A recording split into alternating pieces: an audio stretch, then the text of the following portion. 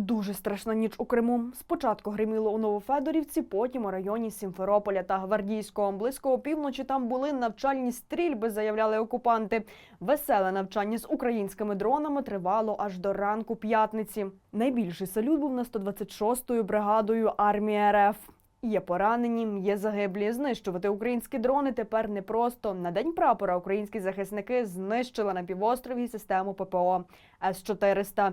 А от привітати Крим з Днем Незалежності скромно прибули кілька десятків українських військових. Вони приплили на мис Тарханкут, і тепер замість 30 російських військових там український прапор. Налякані такими діями окупанти навіть не помітили, як українці святкували у Криму День Незалежності. Синьо-жовтого цього разу на півострові було дуже багато.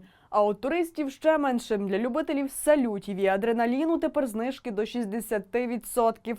Від обстрілів тікають з Криму і самі росіяни. А от